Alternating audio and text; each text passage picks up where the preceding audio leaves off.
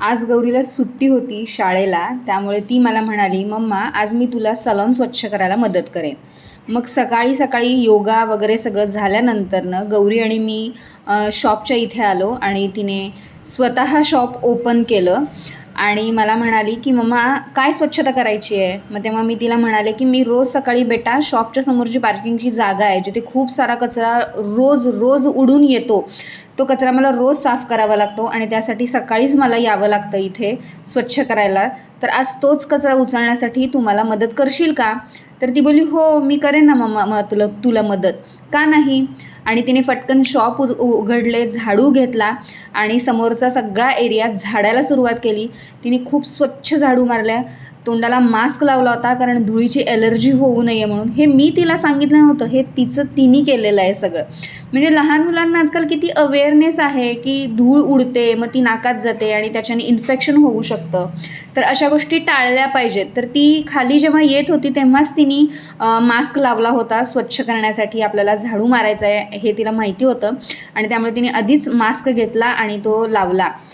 खूप मोठी डस्टबिन मी नेहमीच कचरा उचलते यासाठी ती डस्टबिन मी वापरते, कारण खूप सारा कचरा शॉपच्या समोर उडून येतो. माझ्या आजूबाजूला जनरल स्टोअर्स आहेत, जे पाण्याच्या बॉटल्सचे पॅकिंग्स वगैरे फोडतात. लोक आईस्क्रीम खातात, कुरकुरे खातात, बिस्किट्स खातात आणि त्याचे रॅपर असेच रोडवरती सोडून जातात आणि माझ्या इथे जी मोकळी जागा आहे तिथे वाऱ्याने सगळा कचरा उडून येतो. गौरीने हा कचरा उचलण्यासाठी आधी हातामध्ये ग्लव्ज घातले रब्बरचे, कारण इन्फेक्शन हातावरून सुद्धा नाकातोंडात जाऊ शकतं आणि ते ग्लव्ज घालून तिने आधी हाताने जितका कचरा उचलता येईल मोठा मोठा, तो सगळा कचरा तिने हाताने उचलून घेतला. मला तिचं खूप कौतुक वाटतं, की ह्या सगळ्या गोष्टी मला तिला सांगाव्या लागल्या नाहीत. तिने आपसुकच ह्या सगळ्या गोष्टी केल्या. म्हणजे आज मुलांना सगळं काही समजतं आहे, की कचरा खूप रोडवरती दिसतोय, तो खूप पसरतोय आणि तो कचरा आपल्याला साफ केला पाहिजे. पण ही प्रत्येक माणसाची म्हणजे ओळखायला पाहिजे प्रत्येक माणसाने, की प्रत्येकाने आपला कचरा हा स्वतः कॅरी केला पाहिजे, तो स्वतः डस्टबिनमध्ये टाकला पाहिजे, जेणेकरून रोडवरती असा कचरा उडून साठणार नाही. आम्हाला खूप वेळ गेला हा सगळा कचरा साफ करायला. झाडाच्या पालापाचोळ्याचा कचरा, पूर्वी कचरा म्हणजे काय असायचं रस्त्यावरती, तर आपण जे रोडवरती झाड लावतो किंवा अंगणात जी फुलं झाडं लावायचो, त्या झाडांच्या पालापाचोळा, वाळलेला पालापाचोळा जास्त उडून यायचा आणि तो कचरा काढण्यात आणि तो फेकण्यात खूप मजा यायची, कारण माहिती होतं की तो कचरा जमिनीमध्ये निचरा होणार आहे. पण आजच्या युगातला जो कचरा आहे तो जमिनीमध्ये निचरा न होता तो तसाच राहतोय. तर तो कचरा कशा त्याची विल्हेवाट लावायची हे आज लहान मुलांना शिकवणं फार गरजेचं झालेलं आहे. तर आज आम्ही शॉपच्या समोरचा सगळा एरिया खूप छान पद्धतीने स्वच्छ झाडून घेऊन स्वच्छ केला.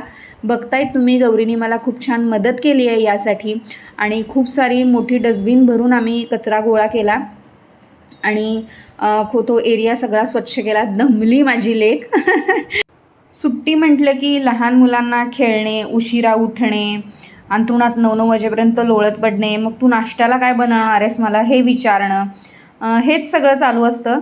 पण गौरी तशी नाही आहे, ती खूप समंजस आहे. ती नेहमी मला मदत करते. जेव्हा तिला सुट्टी असते तेव्हा सलॉनचं सगळं आवरावरीचं काम, साफसफाईचं काम, जाळ्या काढणं. मागच्याच शनिवारी आम्ही दोघींनी मिळून सलॉनमधल्या सगळ्या जाळ्या काढून घेतल्या, सगळं स्वच्छ केले, तेव्हाही तिने मला खूप मदत केली. फक्त काम करताना मात्र तिला म्युझिक लावायची खूप सवय आहे. आज तिने गाणी लावली नव्हती, कारण मी लावू दिली नव्हती तिला, कारण आम्ही सकाळ सकाळ पटापट काम करण्यासाठी आलो होतो. तिला म्हटलं आपण भरभर आवरूया, कारण आज आषाढी एकादशी आहे आणि आपल्याला हे सगळं आवरून आंघोळ करून आपल्याला उपवासाचंही बनवायचं आहे बाळा. तर ती म्हणाली, की आई तू काय बनवणार आहेस उपवासाचं? तर आज आम्ही उपवासाचे थालीपीठं बनवण्याचं घाट घातला होता आणि त्याची अर्धी तयारी मी घरी करून आले होते. सकाळी रहदारी कमी असते, माणसं कमी असतात, म्हणून मग सकाळीच तिथलं झाडू मारायचं माझा बेत असतो. त्यामुळे मग मी कधी आठवड्यातून एकदा किंवा रोजच असं जमेल तसं येऊन स्वच्छता करत असते. मग आज गौरीसुद्धा माझ्यासोबत आली खाली आणि आम्ही दोघींनी मिळून हे सगळं स्वच्छ केलं. आज आषाढी एकादशी असल्यामुळे आणि आमच्या रोडच्या इथे विठ्ठल रुक्मिणीचं मंदिर असल्यामुळे सगळेच सरकारी लोकंही झाडू मारायला आली होती तिथे, ती लोकं होतीच आणि त्यामुळे रोडही सगळा स्वच्छ झाला. पण मी मात्र माझ्या शॉपच्या समोरचा सगळा एरिया स्वच्छ झाडून कचरा सगळा डस्टबिनमध्ये भरला, तो जाळला नाही. कारण आज प्रत्येकजण कचरा उचलून कुठे टाकायचा हा मोठा प्रश्न असतो. त्यामुळे तो कचरा उचलून कचरेवाल्याकडे द्यायचं सुद्धा त्यांना कंटाळा येतो आणि मग ते दुकानाच्या समोर स्वतःच्या तो कचरा जाळून टाकतात. त्याच्यामध्ये प्लास्टिकच्या बॉटल्स असतात, प्लास्टिकचे कॅरी बॅग्स असतात, पण त्यामुळे एक विषारी वायू तयार होतो हे आपल्याला समजतच नाही की त्याच विषारी वायूमुळे कॅन्सर होऊ शकतो, आपल्याला श्वसनाचा त्रास होऊ शकतो, आपले फुफ्फुसं निकामी होऊ शकतात. त्यामुळे मी शक्यतो नाही, कधीच कचरा जाळत नाही. तो नेहमी डस्टबिनमध्ये गोळा करते आणि जेव्हा कचरेवाला येतो तेव्हा अगदी आठवणीने त्याला सांगते की तू आठवणीने माझा सलॉनचा कचरा घेऊन जात जा, कारण तो कचरा मला जाळायला आवडत नाही. त्याच्यामध्ये भरपूर प्लास्टिकचे बॉटल्स असतात. आपण पाण्याचे बॉटल्स पाणी पिऊन रोडवर फेकतो, ज्यूस पिऊन रोडवर फेकतो, कोल्ड्रिंक्स पिऊन पाण्याच्या बॉटल्स रोडवर फेकतो. असाच कचरा सगळा रोडवरती असतो. म्हणजे आजकाल झाडांच्या पालापाचोळा बघायला मिळतच नाही तुम्हाला. प्लास्टिकच्या बॉटल्स, रॅपर्स, कुरकुरेचे रॅपर्स असाच कचरा तुम्हाला बघायला मिळेल आणि तोच कचरा सतत 24 तास उडून इकडे तिकडे फिरत असतो आणि आपल्यालाच आपले रोड हे घाण दिसत असतात.